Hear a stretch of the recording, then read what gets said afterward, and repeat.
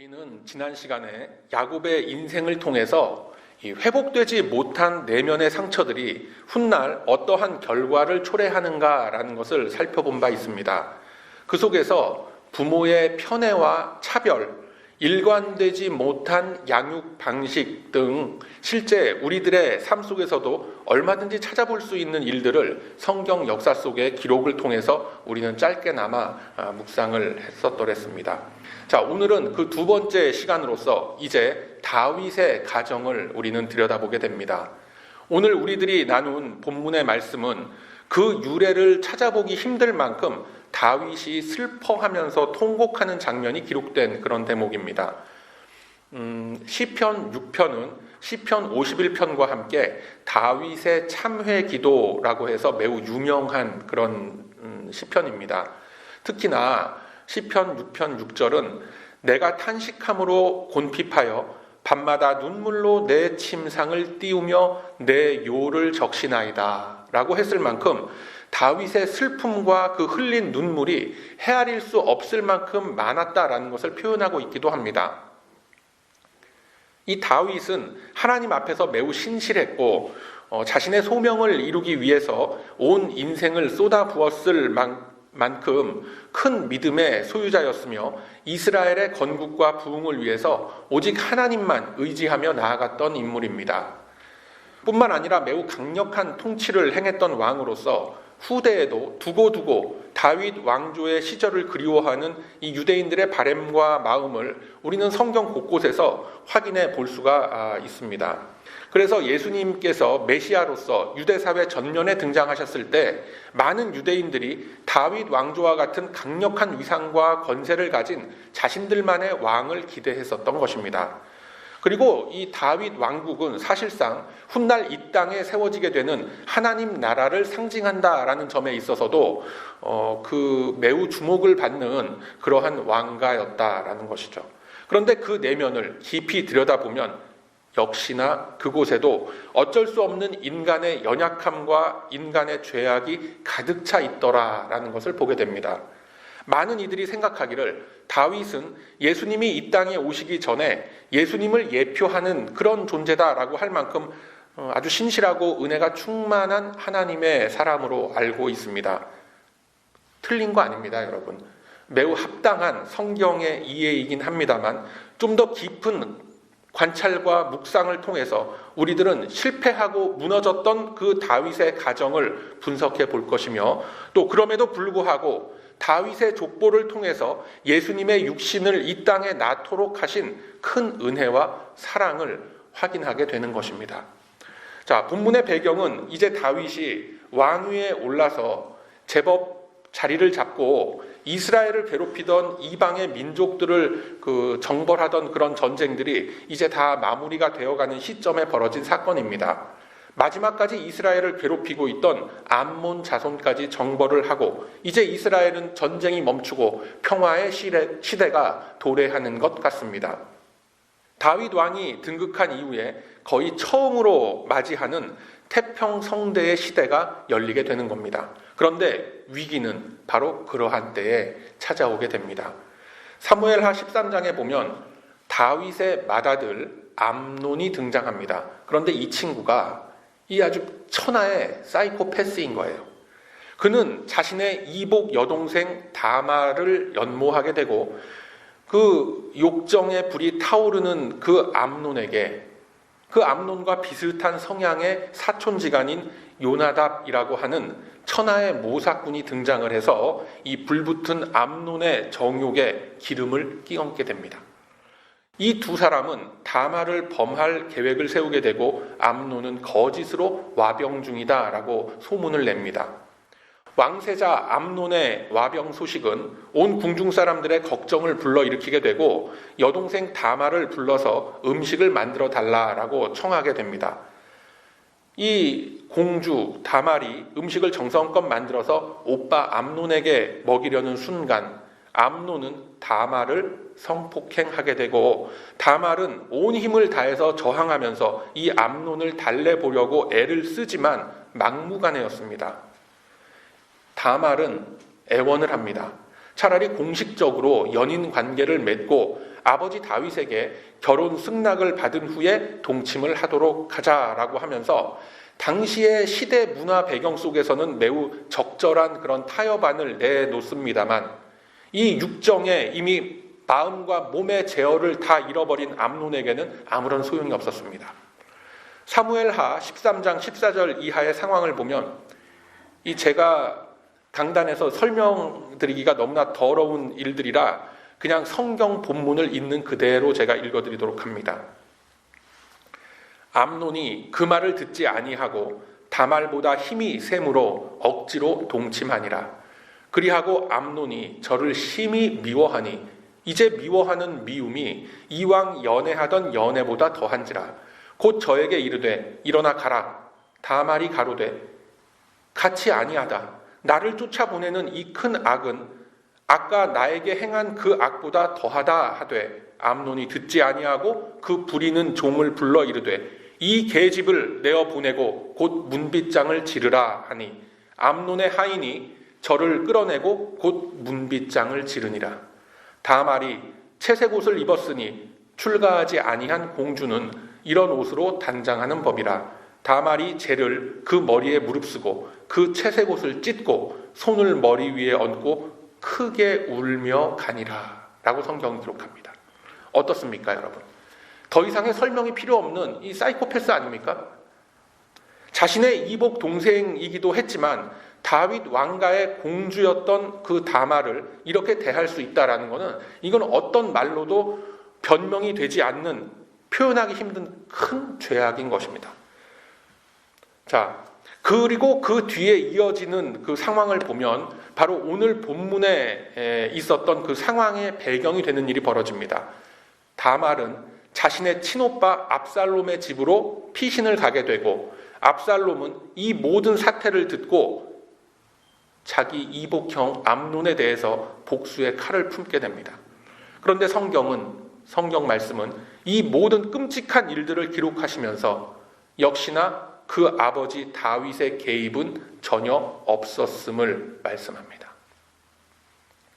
이 사건이 일어난 후로부터 2년이라는 시간이 흐른 후에 압살롬은 자신의 누이 동생이 당한 이 엄청난 사건에 대해서 아주 치밀한 복수의 계획을 세우고 자신의 양털 깎는 날을 맞아서 다윗을 포함해서 궁중의 모든 왕자들을 다 초청을 합니다.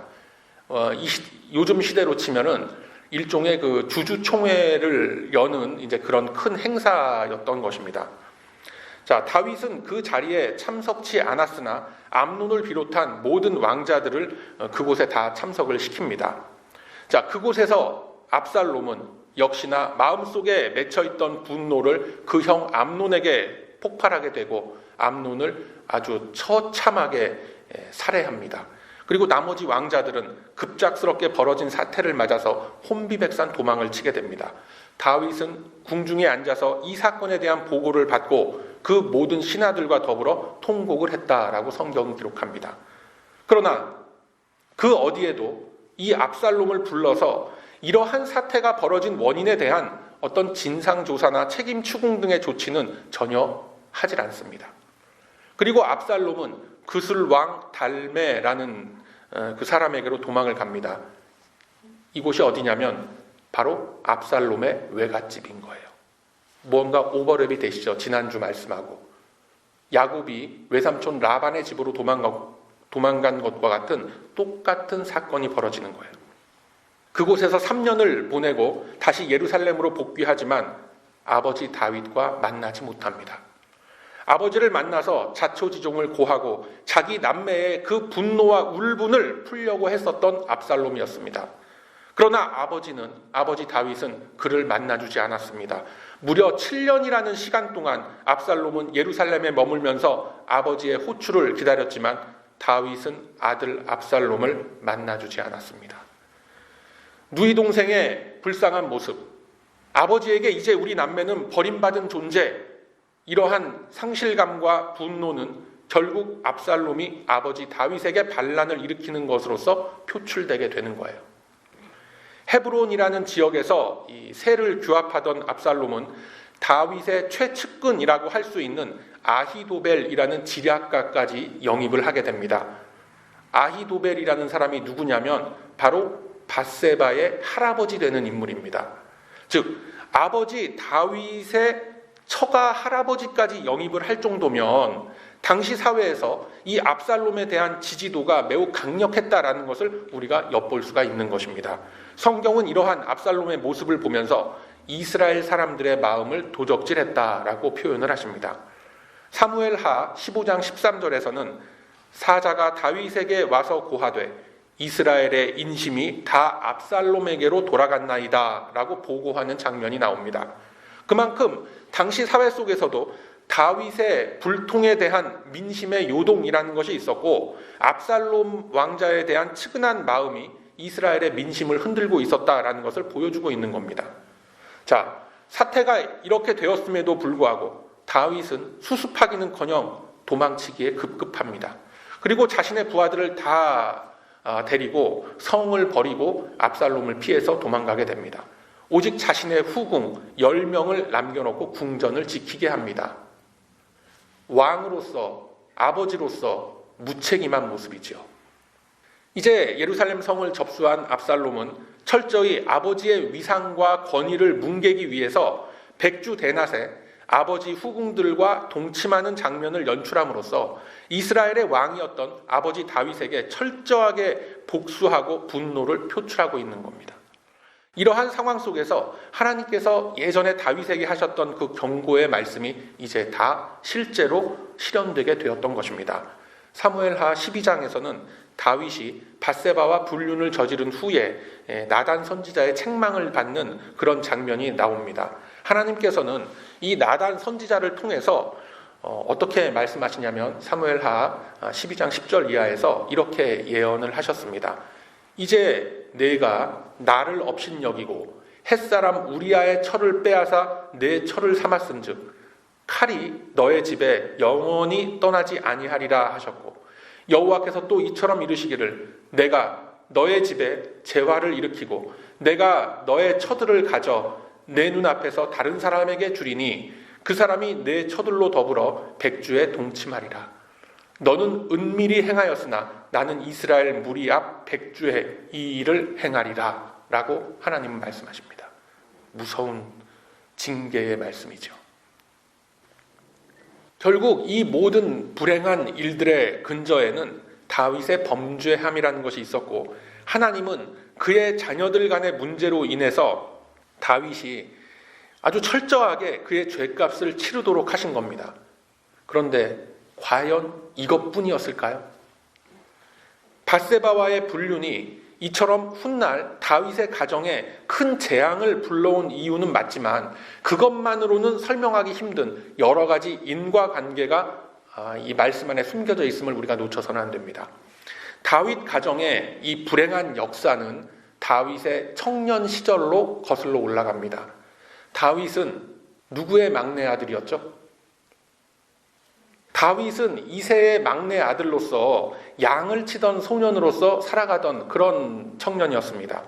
블레셋이 이스라엘을 침공하면서 큰 위기가 닥치게 되고 당시 블레셋의 강력한 그 장군 골리앗이 이스라엘 군대를 엘라 골짜기에 몰아놓고 아주 능욕을 합니다. 자, 이때 이스라엘 군대에 착출된 자신의 형들을 면회하기 위해서 전장터에 나간 다윗이 이 골리앗 장군의 도발을 보면서 이렇게 말합니다. 너는 칼과 창과 단창으로 나에게 오거니와 나는 만군의 여호와의 이름으로 너에게 가노라 라고 하면서 이 물맷돌로 골리앗을 쓰러뜨리는 쾌거를 이루게 됩니다. 자, 이 사건으로 인해서 다윗은 이스라엘 사회의 일약 스타로 떠오르게 되고 성경 역사 속의 주역으로서 또 등장을 하게 되는 겁니다. 이스라엘 사람들의 큰 호응과 지지를 얻고 사울 왕의 눈에 들었던 다윗은 급기야 사울의 사위로 낙점됩니다.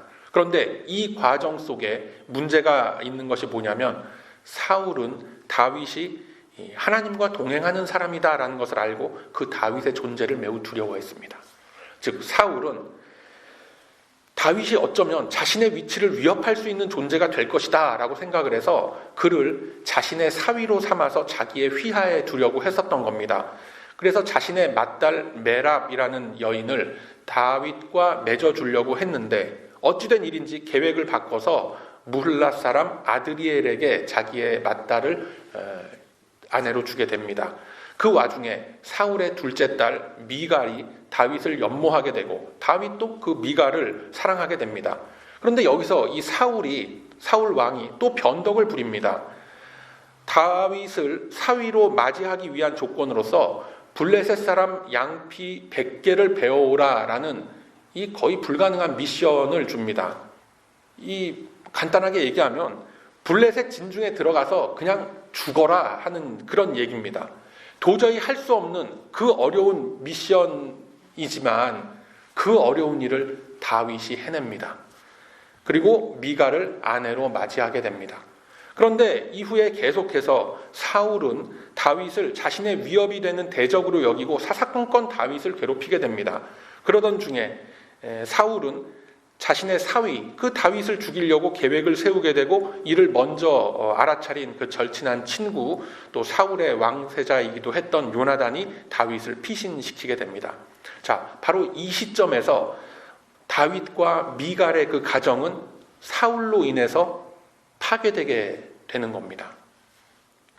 사울은 자신의 딸 미갈을 억지로 빼앗아서 라이스의 아들 발디엘이라는 사람에게 다시 이렇게 혼인을 시켜버립니다. 이제 다윗은 자신의 지위를 잃고 가정도 잃고 부인도 잃어버리고 광야를 떠돌면서 도망자의 신세가 되는 것입니다. 그로부터 세월이 쭉 흘러서 사울도 죽고 이제 다윗은 이스라엘의 실력자로서 권세를 되찾게 됩니다. 그때 다윗이 했던 첫 번째 일이 잃어버렸던 아내 미갈을 되찾아오는 일이었습니다. 이 가정이 회복된 후에 다윗은 승승장구합니다. 사울 왕가의 그 잔당들을 모두 다 처단을 하고 본격적으로 그는 이스라엘 왕으로서의 위용을 갖추게 됩니다. 이제 다윗에게 남겨진 마지막 미션은 블레셋에게 빼앗겼던 언약궤를 되찾아오는 일이었습니다. 자, 다윗은 블레셋을 맞아서 르바임 골짜기에서 큰 전투를 벌이게 되고 르바임 대첩이라는 큰 승리를 거두게 됩니다. 블레셋을 박살내고 빼앗겼던 언약궤를 되찾아옵니다. 얼마나 기뻤겠습니까? 이제 모든 것이 다윗을 위해서 그리고 이스라엘을 위해서 움직이는 것만 같고 진정으로 하나님의 모든 은혜가 그 이스라엘에 가득 차게 되는 것처럼 보여집니다. 그런데 위기라는 것은 항상 이럴 때 찾아옵니다. 언약궤를 되찾은 기쁨을 주체하지 못하고 그 축제의 장에 나아가 춤을 추며 기뻐하던 그 다윗에게 그 미갈은 매우 냉소적인 태도로서 조롱을 합니다. 자, 이를 보면서 다윗은 매우 큰 실망감과 함께 자신과 같이 하나님을 섬기고 기뻐하는 길에 서지 않는 이 아내 미갈을 보면서 이렇게 일갈을 합니다. 사무엘하 6장 21절 이하의 말씀 보면 다윗이 미갈에게 이르되 내가 한 행동은 그러니까 이는 여호와 앞에서 한 것이니라. 저가 내 아비와 그 온 집을 버리시고 나를 택하사 나로 여호와의 백성 이스라엘의 주권자를 삼으셨으니 내가 여호와 앞에서 뛰놀리라. 내가 이보다 더 낮아져서 스스로 천하게 보일지라도 내가 말한 바 계집종에게는 내가 높임을 받으리라 한지라. 그러므로 사울의 딸 미갈이 죽는 날까지 자식이 없느니라 라고 성경은 기록하고 있어요. 그렇지 않습니까, 여러분? 일반적으로 아무리 부부싸움을 심하게 하더라도 해서는 안 되는 이 몇 가지 말들이 있습니다.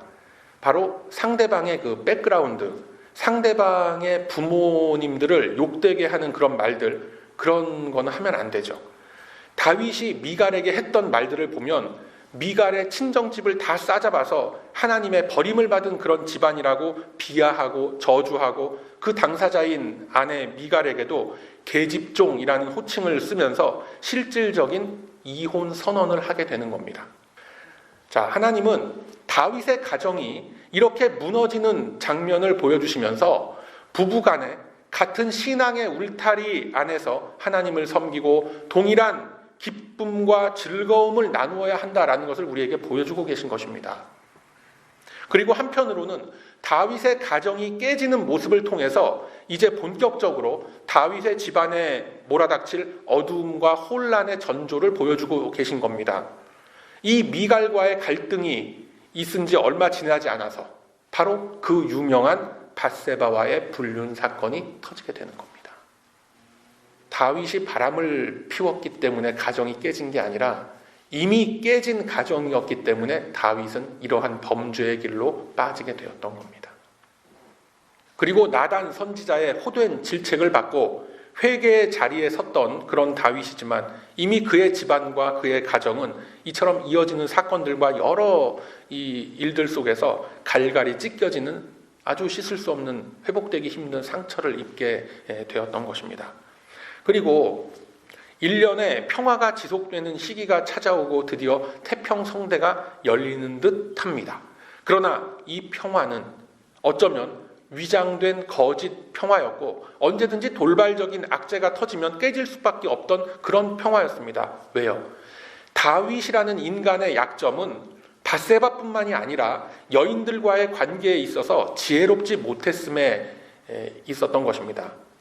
지혜롭지 못하다라는 표현보다는 자기 자신을 절제하고 억제하지 못했다라는 것에 있겠죠. 다윗은 미갈과 밧세바뿐만이 아니라 주변의 여러 민족의 여인들을 자신의 후궁과 자신의 부인으로 삼는 악행을 저지릅니다. 다윗은 가는 곳마다 승리했지만 그의 승리는 하나님께서 대신 인도해 주시는 승리였습니다. 이스라엘을 통해서 이 땅에 실제적인 제사장의 나라를 세우시려는 하나님의 계획에 따른 승리였기 때문에 다윗은 오직 말씀에 순종하면서 이방 민족들의 그 철저한 정벌에 나섰어야 하는 것이 옳습니다. 그러나 그가 택했던 방법은 이방 여인들과 혼인관계를 맺음으로 인해서 인간적이고 인위적인 방법으로 평화를 유지했던 것입니다. 그들과 공생하는 것을 택했던 것입니다. 하나님께서 다윗에게 주신 미션은 철저한 정복이었습니다. 그러나 쉽고 편한 길을 택한 다윗의 이 같은 결정으로 인해서 이스라엘 안에는 이방의 문물과 풍습이 넘쳐나게 된 것입니다. 게다가 다윗은 수많은 여인들과 관계를 가지면서 만들어진 그 가정들을 자신의 정치적 입지를 강화하는 데 이용하게 됩니다. 헤브론을 비롯해서 국경의 그 변방 지역에 군대를 다 파견하고 자신의 부인들과 그 자녀들을 그곳에 보냅니다. 그러니까 중앙정부에서 훈련받고 길러진 관료들이 내려가서 통치를 하게 했던 것이 아니라 자신의 부인들, 자신의 식솔들을 파견해서 그 군대를 감시하게 함으로써 결과적으로 가정은 가정대로 소홀하고 군부의 불만을 사게 되었던 것입니다. 이 같은 일들은 훗날 압살롬의 반란 사건이 일어났을 때 많은 군대 장관들이 압살롬의 편에 가담하게 만든 결정적 원인으로 작용을 하게 되는 겁니다. 자, 성경은 증거하기를 다윗이 헤브론에서 낳은 자녀들을 이렇게 소개를 합니다. 이스라엘 여인 아히노암의 소생 암논, 이게 처다들이죠. 아비가일과의 사이에서 낳은 길르앗, 그슬 왕의 딸 마아가에게서 낳은 바로 압살롬과 그 여동생 다말, 학깃이라는 여인과 사이에서 낳은 아도니아, 훗날 또 반란을 일으키게 되죠. 아비아달과의 사이에서 낳은 스바디아, 에글라와의 사이에서 낳은 이드르암. 참 많습니다. 많기도 많습니다. 이들만이 아니라 여러 후궁들을 통해서 낳은 자녀들, 그리고 밧세바와의 사이에서 낳은 솔로몬까지 있었죠. 이렇게 많은 여인들과 가정을 이루어 놓고 이들을 헤브론을 비롯한 여러 지역으로 다 흩어놓은 겁니다. 그렇다면 과연 그 가정 안에 남편과 아버지의 형상이 있었을까요? 다윗에게 이용만 당하고 변방 지역에서 귀양살이처럼 살아가던 그 여인들이 어떠한 심정으로 살아갔었는지는 불을 보듯 뻔한 겁니다.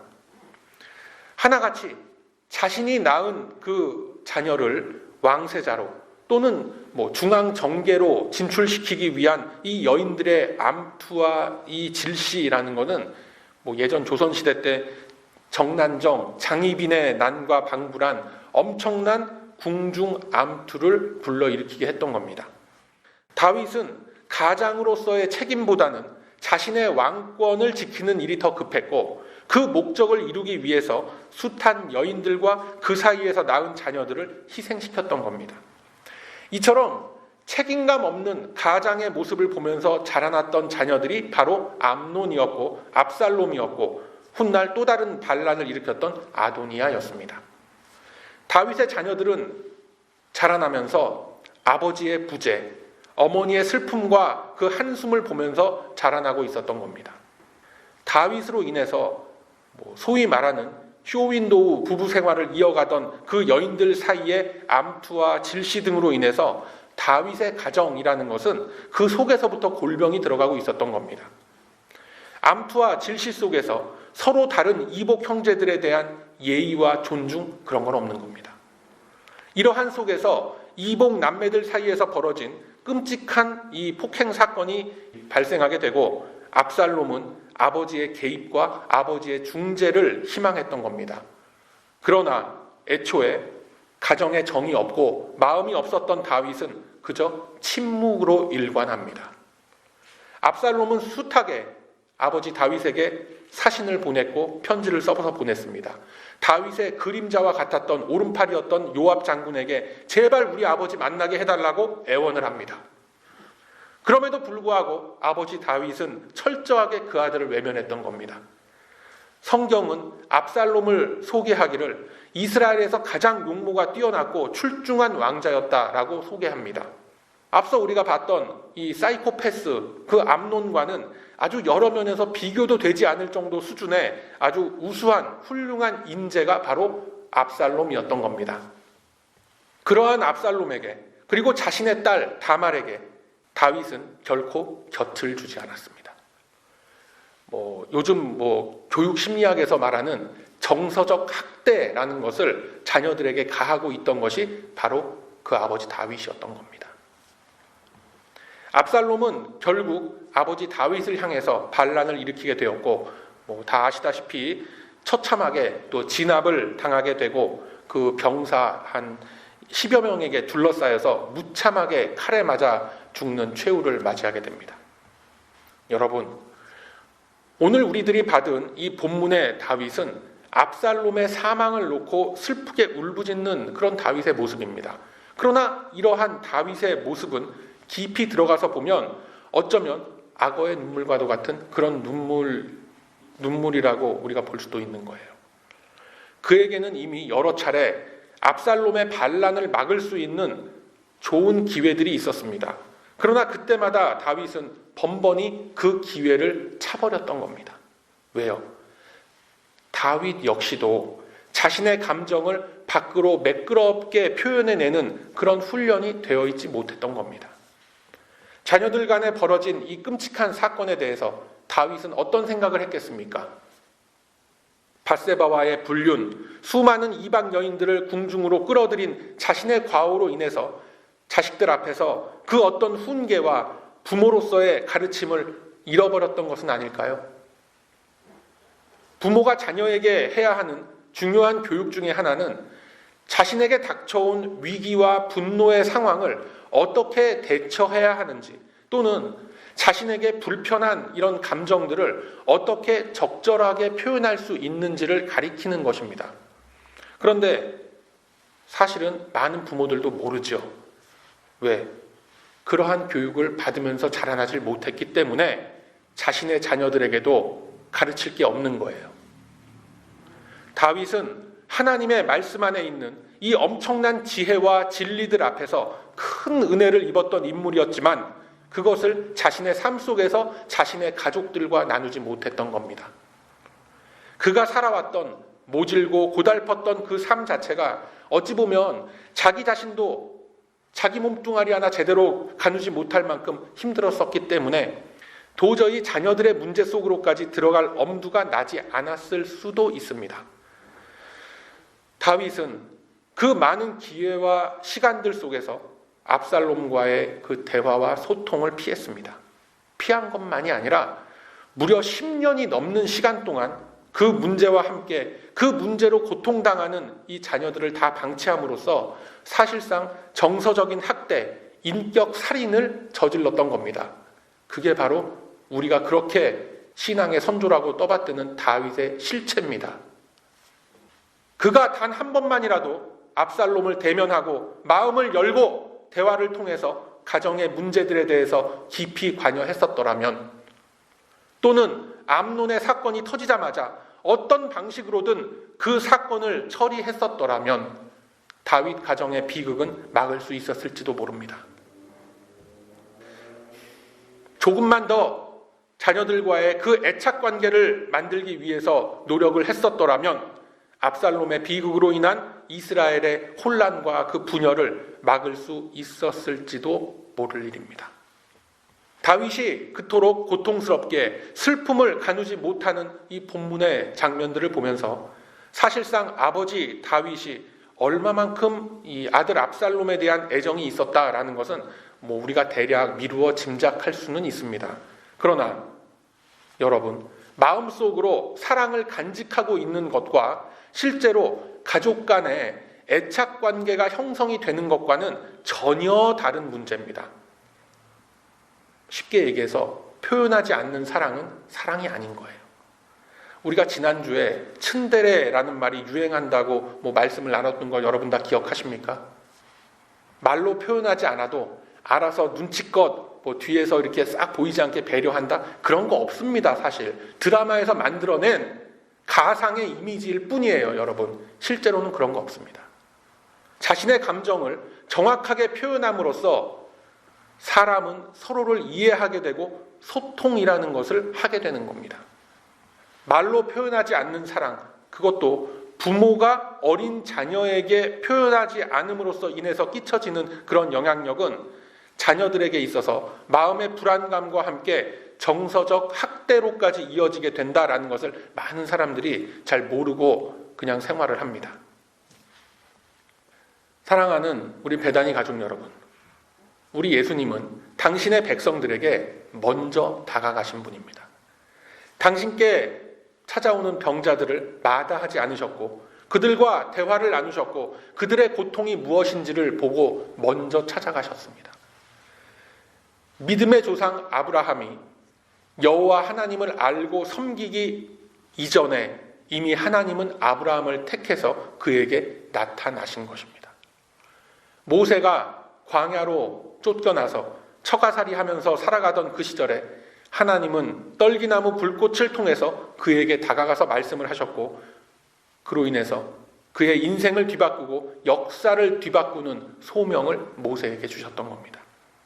미디안 족속들에게 모든 것을 빼앗기고 그저 그 통 속에 숨어서 밀타작을 해야 했던 그 기드온에게 주님은 먼저 다가가셔서 큰 용사여라고 칭해 주셨습니다. 이러한 우리 주님의 모습, 우리가 성경 속에서 한번 그 근거를 찾도록 합니다. 요한일서 4장 10절의 말씀은 이렇게 기록이 되어져 있습니다. 요한일서 4장 10절의 말씀 제가 봐드리도록 합니다. 사랑은 여기 있으니 우리가 하나님을 사랑한 것이 아니요 오직 하나님이 우리를 사랑하사 우리 죄를 위하여 화목제로 그 아들을 보내셨음이니라. 그리고 쭉 이어지는 19절 말씀에서 이렇게 말씀합니다. 우리가 사랑함은 그가 먼저 우리를 사랑하셨음이니라 라고 합니다. 여러분, 다윗은 자신의 연약함과 자신의 그 범죄함의 그 한계를 뛰어넘지 못하고 결국은 실패한 가정으로 인해서 통곡을 합니다. 그토록 뛰어난 이스라엘의 왕세자였고 아주 뛰어난 인재였던 그 압살롬을 누가 죽였습니까? 압살롬을 누가 죽였습니까, 여러분? 요압 장군을 비롯한 그 진압군의 칼이 압살롬을 죽였습니까? 아니죠. 바로 아버지 다윗이 압살롬을 죽인 거예요. 다윗의 불통과 다윗의 무관심이 그 뛰어난 왕세자 압살롬을 죽음의 길로 내몰았었던 것입니다. 여러분, 우리는 지금 5월 가정의 달을 지내고 있습니다.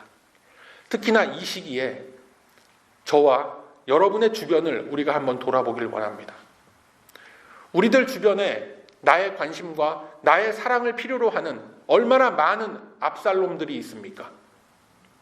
우리는 어떻습니까? 흔히 바쁘다고, 또는 피곤하다고, 또는 나와 성향이 다르다고, 내 취향이 아니라고, 내 맘에 안 든다고, 이런 핑계들을 대면서 얼마나 많은 우리 주변의 압살롬들을 죽이고 있는지 자신을 돌아볼 수 있어야 하는 겁니다. 다윗의 불통과 다윗의 무관심함이 그 아들 압살롬을 죽였듯이 오늘날 우리들도 우리 주변에 내 가정 안에 그 수많은 압살롬들 죽이고 있지 않습니까? 그래서 그들을 생각하면서 이제는 더욱 가까이 다가서는 우리들이 되기를 소망합니다. 이제껏 내가 무관심하거나 피하려고만 했었던 대상들을 떠올려 보시기 바랍니다. 혹은 몸은 가까이 있어도 마음으로는 이미 너무나 멀어진 채 그렇게 그저 살고 있는 우리의 가족들이 있고 우리 주변에 지체들이 있을 수가 있습니다. 먼저 다가가서 소통하고 먼저 다가가서 사랑을 나누는 우리 베다니 가족들 다 되시기를 바랍니다. 5월 가정의 달을 맞아서 이제는 우리가 변화된 모습으로 살아가길 소망합니다. 내가 먼저 손을 내밀고 내가 먼저 소통과 대화의 문을 열어가는 우리의 모습 속에서 그리스도의 형상은 조금씩 비추어지고 증거되어질 것입니다. 이러한 것들이 우리들의 몸에 배어있지 않은 그런 생활 방법이기 때문에 참 힘들다는 거 압니다. 그러나 우리가 하는 것이 아니라 내가 하는 것이 아니라 내가 의지를 세우고 기도하며 행할 때 우리 주님께서 이루어 주시는 것입니다. 내 안에서 역사하실 우리 주님의 능력을 힘입어서 이제는 정서적인 학대자와 살인자의 자리에서부터 평화와 생명을 낳는 하나님의 일꾼들로 거듭나시기를 바랍니다. 이것이 다윗의 비극적인 가정사를 우리에게 다 낱낱이 보여주시면서 이 시대에 허물어져가는 우리들의 가정들을 지켜내길 원하시는 우리 하나님의 마음이라는 것을 꼭 기억하시길 바랍니다. 그러므로 이제는 주께서 허락하신 우리 주변의 지체들과 우리의 가정 안에서 먼저 사랑하며 먼저 마음을 나누고 삶을 나눔으로써 그리스도의 형상을 증명해 나아가시는 저와 여러분의 복된 인생길이 다 되시길 이 아침에 주님의 이름으로 축원드립니다. 아멘.